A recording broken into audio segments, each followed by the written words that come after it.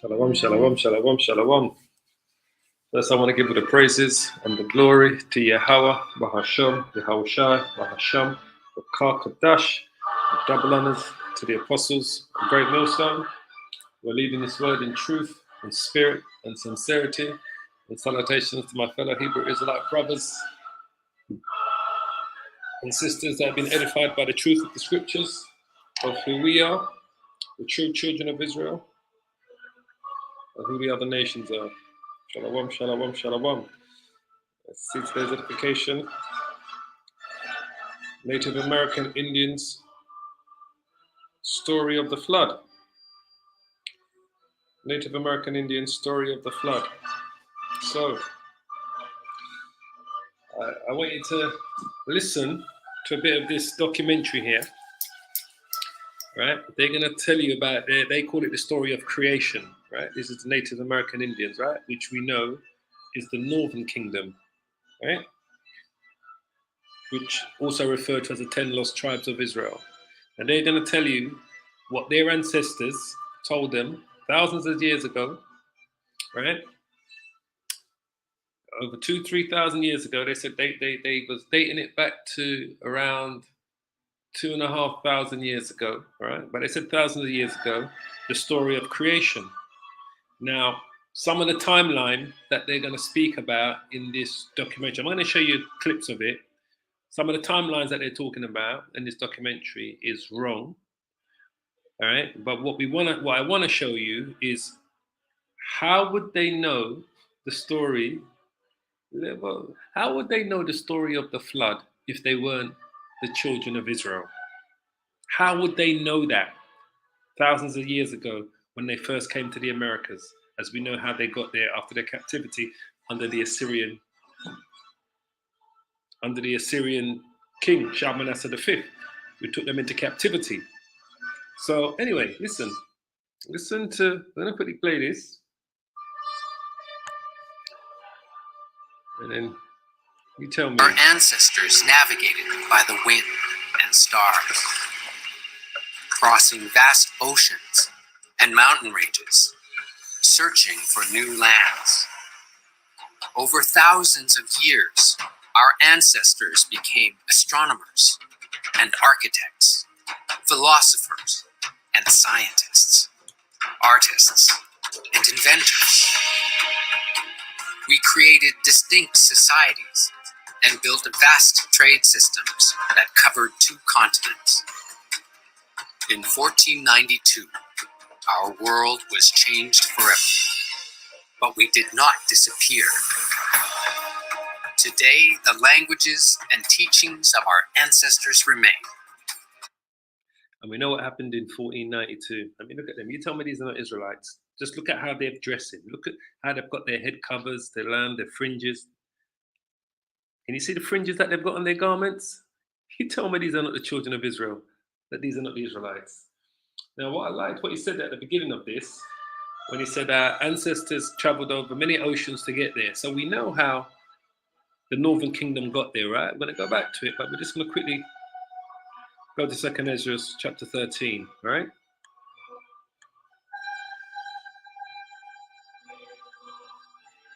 Verse 39, right?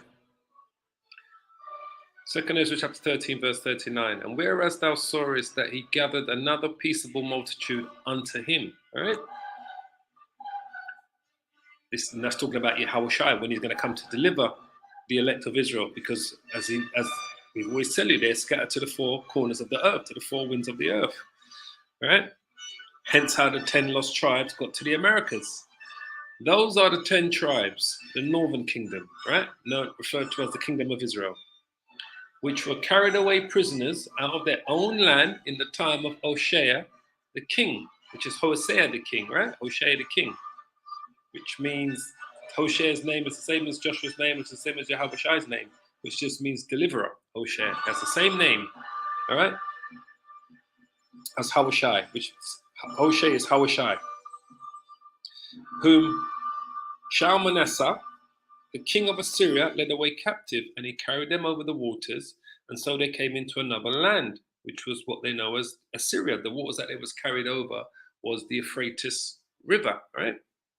But they took this counsel among themselves that they would leave the multitude of the heathen after their captivity and go forth into a further country where never mankind dwelt, that they might there keep their statutes, which they never kept in their own land. All right? This is what they did after their 25 years of captivity under the Syrian king Shalmaneser, also known as Tiglath-Pileser. And they entered into the Euphrates by the narrow places of the river. And we're going to show you that in a minute. For the Most High then showed the signs for them and held still the flood till they were passed over. For through the country there was a great way to go, namely of 1.5 years. They knew about this journey going back to the times of King Solomon. And the same region is called Azares, which means new land, other land. And I'm going to show you, right? Azares in the Bible, right? We're going to show you in the blue letter called Azares. So let's go back to this a minute. You tell me these are not Israelites. Look at the fringes. The tresses that they're wearing. These are the children of Israel. But listen. And these are the untold stories of the Americas before Columbus. Before that devil turned up. Before the devil turned up.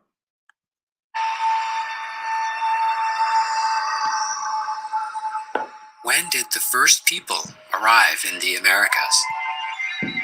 Indigenous creation stories tell how our ancestors emerged as humans from the earth, the water, the sky. And this is what I wanted to focus on. What they refer to as their indigenous creation stories, right? Listen carefully to what they say, what the indigenous creation stories were that was told them to their ancestors thousands of years ago. And below. Some people believe that we walked into the Americas on foot, across an ancient land bridge that once connected Asia and North America. Others say we paddled here in ocean-going canoes along the Pacific coastline. There's one thing that all of these views of arrival have in common. They all begin. And they actually came across the Atlantic, not the Pacific, not in canoes, but in ships and boats. It's like what we read here. All right? This is how they came. For through the country there was a great way to go, namely of 1.5 years, and the same region is called Azares. Right? And we're going to show you, we're going to tackle that word in a minute. For the Most High then showed signs for them and held still the flood till they were passed over. So they had come across on, what we would call ships today. They didn't come across the ocean on boats. It was actual ships. And it wasn't the Pacific, because the Pacific brings you to the west coast of America. They came across the Atlantic. They came down, just to show you, this is the route they came, right? If I say the Arabian Sea, let's see if it shows us, because that's where they would have came through.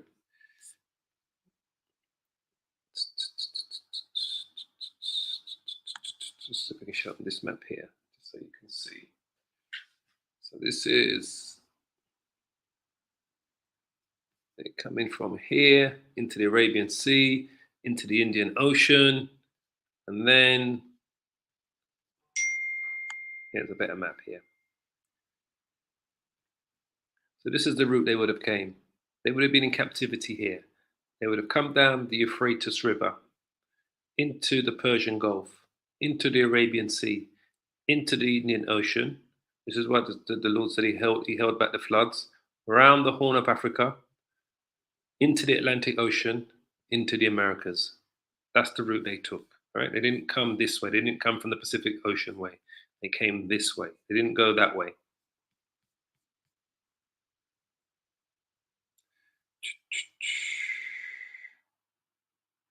All right, let's go. With a journey. By 1491, tens of millions of indigenous people were living in every part of the Americas, from the high Arctic to the southern tip of South America. There were countless indigenous nations, each with their own distinct language and ways of life. But this didn't happen overnight. It took thousands of years to build this diverse world from a very small founding population. Since 1492, we've shared our traditional territory with people from every part of the world. Today, we continue our search for the origins of our ancestors and the roots of our cultural identity as indigenous people. For we know, we understand and we know what their roots are, where they go back to.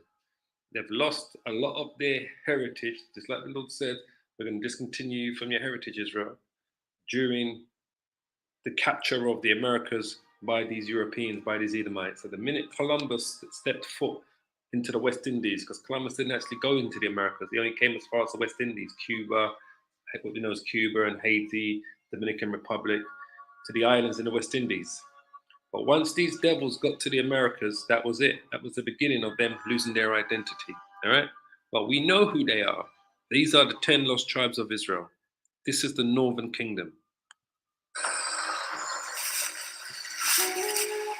We have two different kinds of dates. We have the archaeological date that says probably somewhere between 18 to 20,000 years ago, the first non-native born human came into this hemisphere. In terms of indigenous perspectives, we've always been here.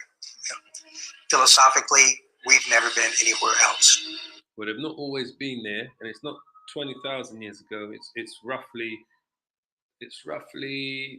3,000. It's roughly 3,000 years, 2,700 years. All right, they've been in the Americas, right? Because they left.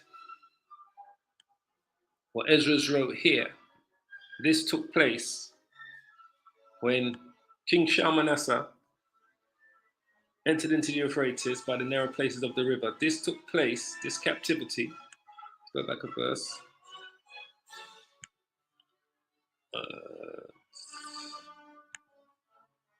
Here you go. King Shalmaneser lived around, it's in the Book of Kings, around 725 BC. This took place. They was in captivity for roughly 25 years, and they never went back to the Americas. It was around 725, 724 BC that took place. Now, if we go to Second Kings, this is the king here. Just bring him up here. Second Kings, chapter 18. 18. Let's check the Bible.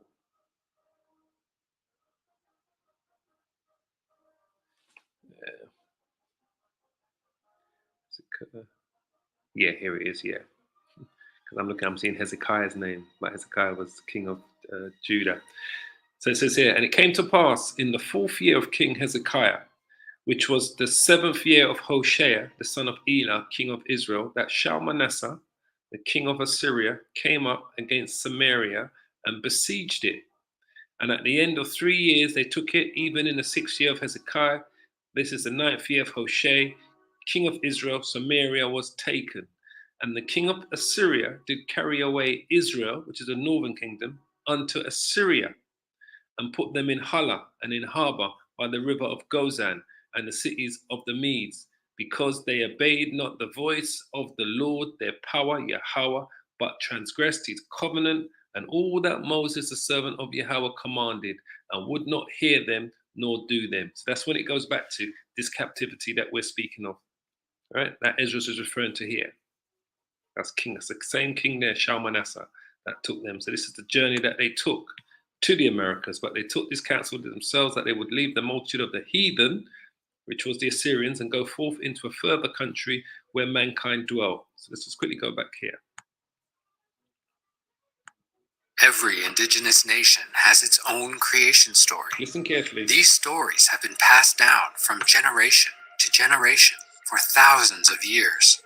Creation stories form a powerful part of each nation's identity and our sense of who we are as a people. So they call it the creation story, all right? But listen to exactly, and you tell me how would they know about these stories of the Bible unless they were the children of Israel, unless they were the Israelites? How would these Native American Indians that were living in this faraway continent in the Americas, right, had no contact with the what we would know today as the East, the rest, the East or parts of the West like Europe, Middle East, and China for nearly 2,000 years before Columbus came down on them. How would they know about these stories? How would their ancestors know about these stories and they call it creation stories, all right? Now listen carefully. In the beginning, there was a great flood. A few animals and birds survived by clinging to a log. Among them was the tiny muskrat. Did you hear that? In the beginning, there was a great flood. What does that bring it back to? To go back to the flood, what does that bring us back to? Back to the times of Noah. They're talking about the story of Noah that was told to their ancestors. Right? They're giving it to you in a different way, but they're telling you about the exact same thing. Listen carefully. Decided they needed to find land, but the world was covered in water. One by one, they took turns diving deep into the water, looking for some dirt to bring back to the surface. But each animal came back empty-handed. Finally, the tiny muskrat dove under the water. When he came back, he had a paw full of earth. He placed it on the back of a turtle's shell. This is how North America became known as Turtle Island. In the beginning, there was only the sea and sky. This is the Mayans now telling you about their story of creation, right? And they call it the story of creation because when you think about it, everything was made fresh again after the flood. After the flood of Noah's flood, right? When the Most High flooded the whole world and only saved Noah and his wife and his 3 sons and their 3 wives, 8 people. It was, in a sense, it was refreshed. The whole earth was refreshed because now all of the nations were going to come from Noah's 3 sons. Ham, which is the youngest, Japheth is the middle one, and Shem, which is the eldest. Shem, Japheth, and Ham. Every single person on this planet Earth today comes from those 3 sons of Noah. So it would have been a new beginning. So for them to refer to it as the creation story makes sense. The gods created the earth and populated it with animals and birds. But the animals couldn't. You hear that? That goes back to the times of Adam and Eve. The Most High created the earth, right? This is the Mayans' story of creation.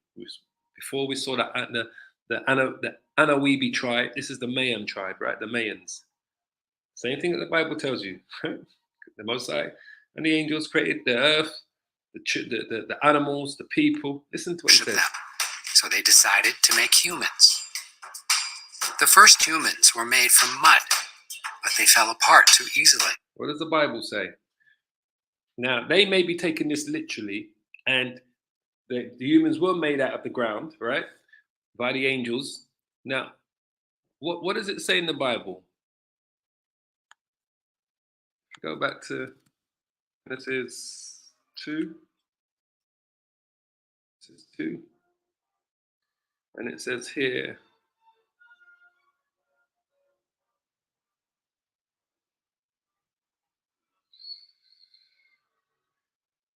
Genesis 2 or Genesis 5, I want.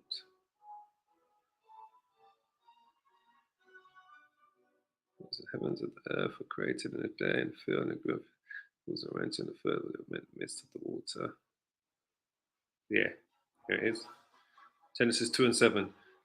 And the Most High Yahweh, the power, right? And the Lord God, Lord is Yahweh, God is power, Yahweh, the power, formed man of the dust of the ground and breathed into his nostrils the breath of life, and man became a living soul, right? So the breath of life that he built into him was wisdom, knowledge, and understanding. So this is the only book religious book that I know, with a story where it tells you that man is formed from the dust of the ground. And what did he say? He said, listen carefully. decided to make humans. The first humans were made from mud, but they fell apart too easily. Dust of the ground.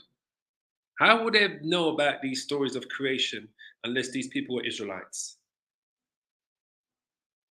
There's no way that their ancestors are telling their people about how they came about to be unless these were the Israelites, unless these stories were told to their ancestors which they would have known about when they was in captivity under Shalmaneser. They would have known about these stories when they came to the Americas. It's just over time, the story gets watered down less and less.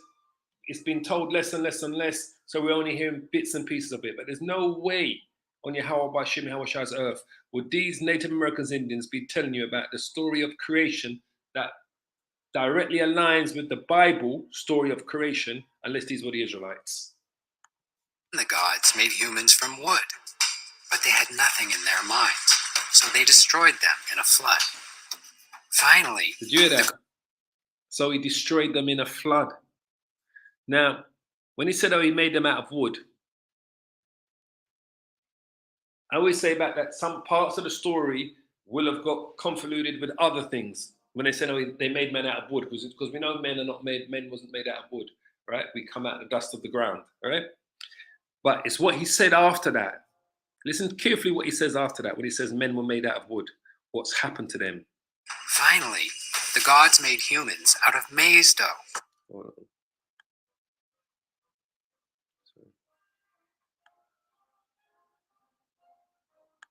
Mud, but they fell apart too easily. Then the gods made humans from wood, but they had nothing in their minds, so they destroyed them in a flood. You hear that? So they destroyed them in a flood. Goes back to the same story of the flood with Noah, all right? We go to 6.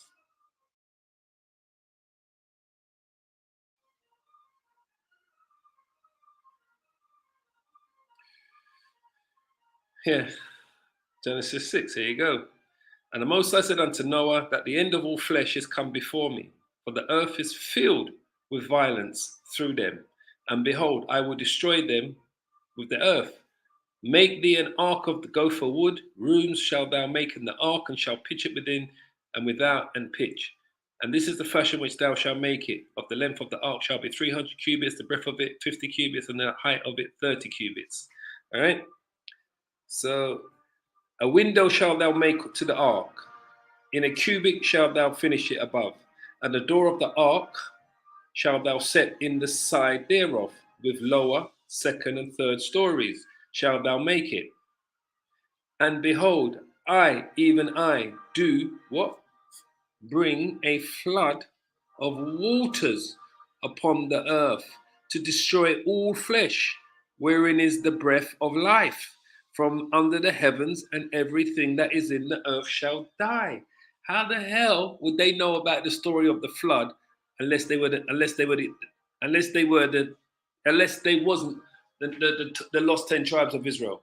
How would they know? How would their ancestors have known to be continued? Because as time goes on, you know, the story will get watered down and some bits will be added to it and so forth. But the core thing of the story here, what I wanted to pull out of what's been said here, is their story of creation, of how they came to be, how they ended up in the Americas, goes all the way back to the flood, to the flood, to the flood. And there's only one book where it speaks about the flood. That's the scriptures. Mud, but they fell apart too easily. Then the gods made humans from wood, but they had nothing in their minds, so they destroyed them in a flood. Finally, the gods destroyed made humans them in a flood. How would they know? All praises to Yahweh Shib Yahushai. Those are the Israelites. We'll just jump up here a minute. Number part here. I mean, you can, by all means, you can watch this in your own time. Like I said, some of it, you know, they're going to go off on some of the stuff that they say in here. But this is what I wanted to come to, the ocean arrival, all right? And how they got to the Americas via the ocean. They didn't walk there by any type of landmass. They got there on ships, the Northern Kingdom. But listen. When they first started doing their surveys in the what would be the ice-free corridor, the observation they made was that the sites were getting younger as they went north, which is counterintuitive. You'd expect that the oldest sites would be in the north and they'd get progressively younger in the south. So it looked like people were moving north instead of south. So this has always been very paradoxical, and the only way you can explain it is that there were people already living south of the ice sheets, and where did those people come from?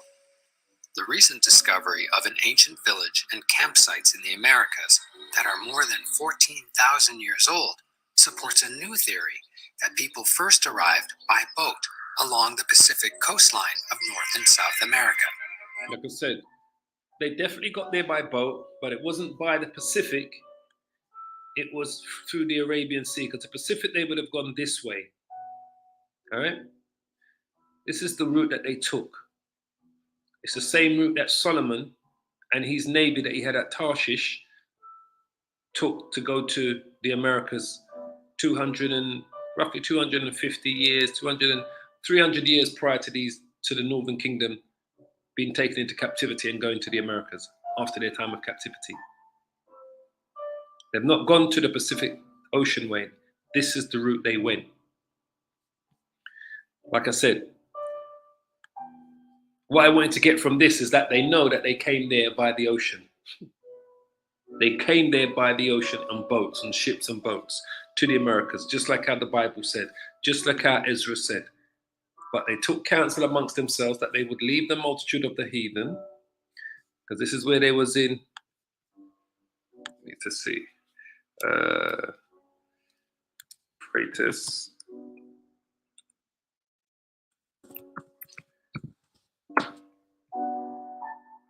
Say images.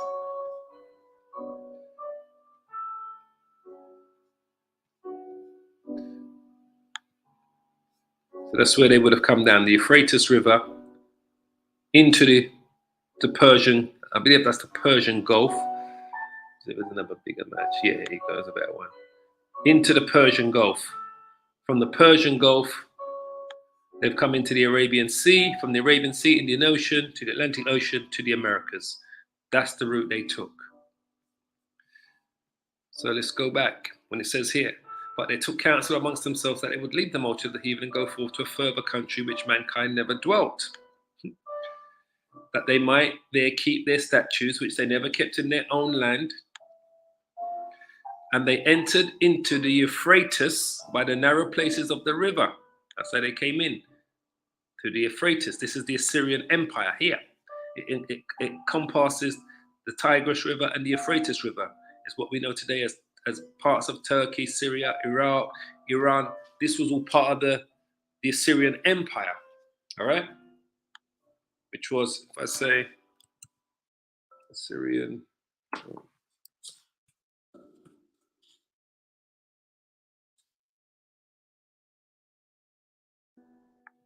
Images. This is the Assyrian Empire, as you can see. Right, that's the Euphrates, that's the Tigris River. Euphrates, Tigris, Persian Gulf. This is all the Assyrian Empire. They was in captivity during this time, just before this time here. Before 699 BC. That's when they would have come out of captivity, around 700 BC. So, they entered into the Euphrates by the narrow place of the river. For the Most High then showed them signs, and they held still the flood till they were passed over. For through the country there was a great way to go, namely of a year and a half. That was the journey. And the same region is called Assuerus. Let's go back. In the 70s, researchers proposed an alternative hypothesis to say that the coastal route was also viable. And this sparked a huge debate in archaeology that it had to be one or the other. Which one was it? We're now coming to an understanding that it was likely both happened. However, archaeologists are more leaning towards the coastal route as the earlier alternative. Any journey along the Pacific coast during the Ice Age would have been treacherous. Keep in mind that the West Coast at that time would have been choked with icebergs and lots of ice flows.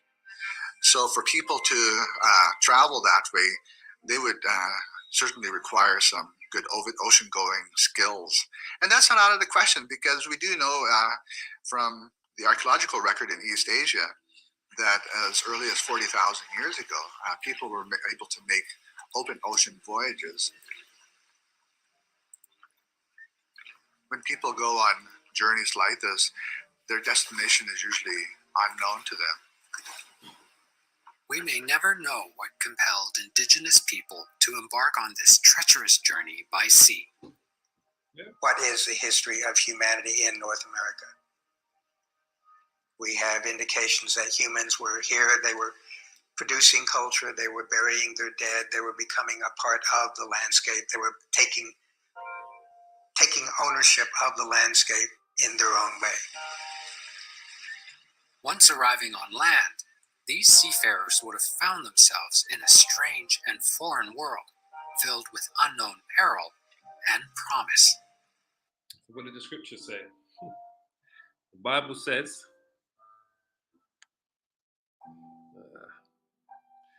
where is it? That's the flood. Let's go to Deuteronomy 29. And this is what the scripture says, right?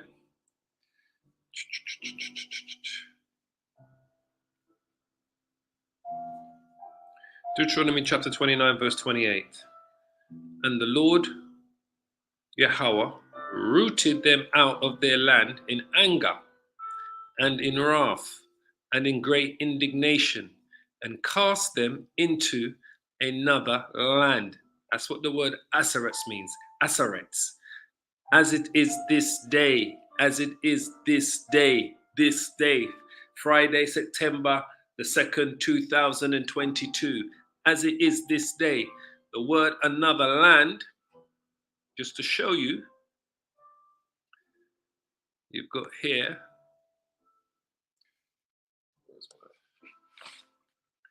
so, try to pronounce this. They pronounce it Achaia, but if it's R, so you can see, all right? Arka, shall I pronounce this? Akar.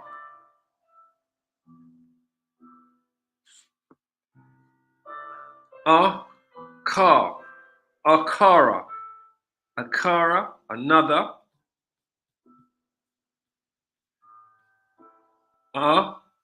Akara, right? And if we go to, where is it? Another land.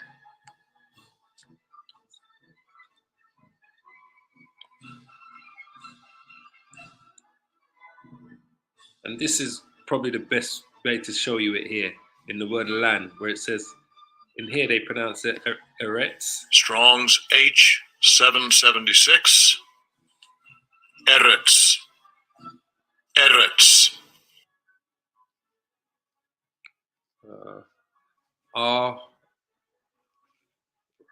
Pronounce it properly.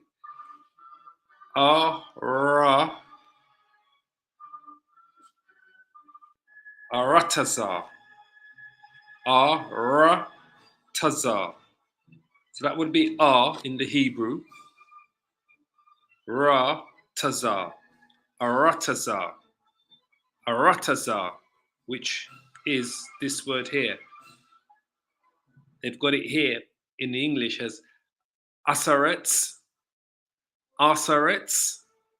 So when it says in the same region it's called Asaretz, that's another land.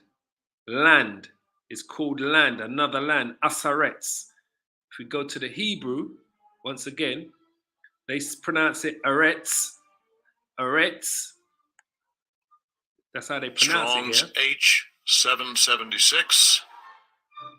Eretz. Eretz. And it should be pronounced Ar-Ratazar. Ar-Ratazar. Ar-Ratazar. Asaretz.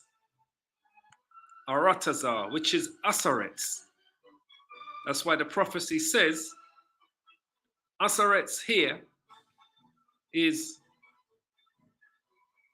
when it says Eretz here, but it should be pronounced Ar-Ratazar, Ar-Ratazar, Ar-Ratazar, another land.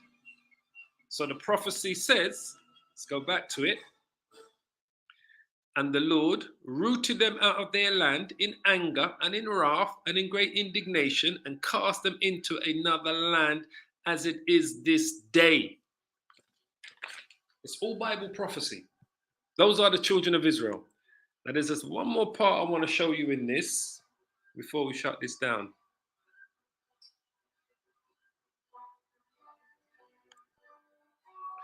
All right, so it says Middle East between 20,000 and 14,500. Now, we've always said this, that it took the Lord 7,000, 6,000 years to create the universe and the earth. He rested for 1,000 years. 1,000 years to us is one day to the Most High. And the earth is not no more older than between 15,000 and 20,000 years. Maximum would be 20,000 years, maximum. And that's being conservative. All right, it's not no millions and millions and millions and millions of years old, like I like to tell all this bullshit that these scientists and these archaeologists like to tell you about how the universe is billions of years old. It's total bullshit. All right, 1,000 years to the Most High, to us, is one day to the Most High. All right, we know that. If we go to 2 Peter's chapter 3, I believe.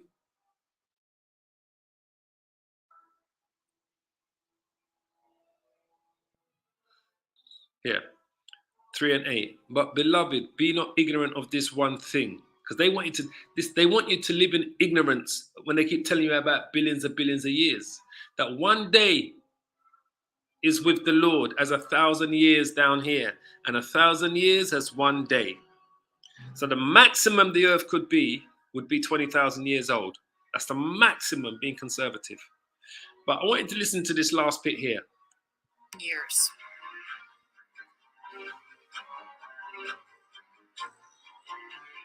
"20,000 years ago, nomadic hunter-gatherers lived in the Kabara cave region in Israel. You hear that?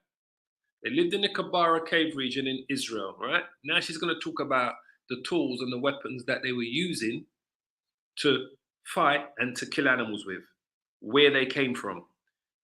Listen to her carefully. They developed the Kabaran tool technology using flint to make spear points and arrowheads. So they developed the Kabara tool technology to make with flint, to make spearheads and arrow points in Israel. In Israel. Listen to her again. Listen to her again. Region in Israel. They developed the Kabaran tool technology. Hold on. 20,000 years ago, nomadic hunter-gatherers lived in the Kabara cave region in Israel. They developed the Kabaran tool technology using flint to make spear points and arrowheads.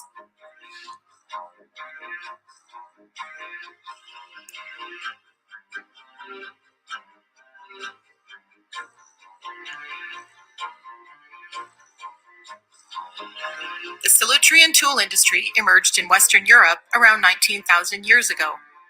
The people of this region made tools by napping tiny flakes off the flint core. Hunters also used heat to make the flaking more precise.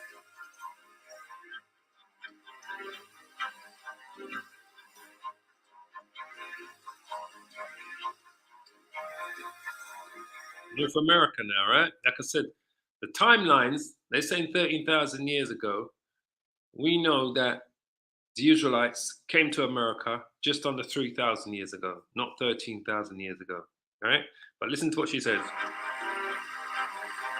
One of the earliest stone tool technologies in North America was the Clovis point, named after the site in New Mexico where the spear points were first discovered.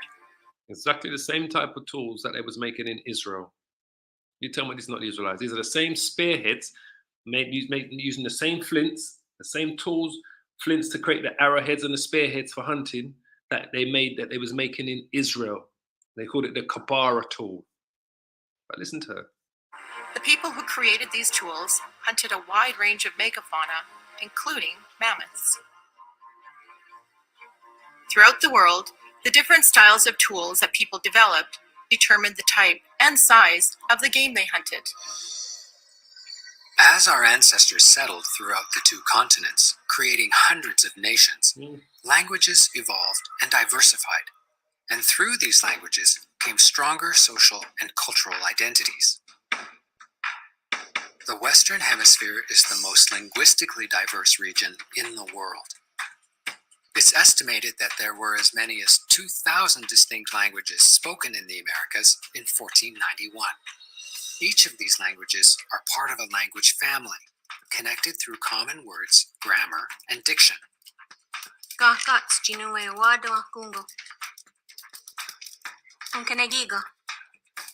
Languages are more than a means of communication.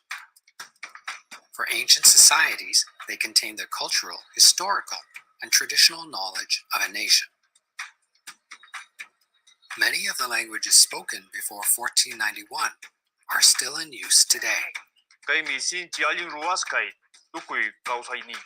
Chimuruna kan mikanki, ancharraxisca, Israelites. ichaca, suyachayukuirach chicanta. Quechua in South America. Mayan in Mesoamerica. Nabile yamukahku ale icho. Yemen kacha chupal. Koshalik bitano betikan natsilesh. Pueblo in North America. Yotte taftin usasawa exiaya oman homo. Owi kama yuan an. Awan toho na tudzama ba.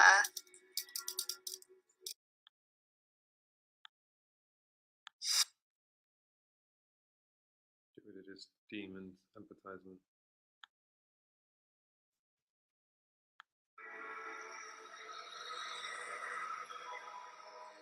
And Inuktitut in the Arctic. Sivulingaw na na pick up. Umayon niyo gamik. Kanuin yang ito ilay. Mesoamerican cultures like the Maya and Aztec had a complex writing system. But most indigenous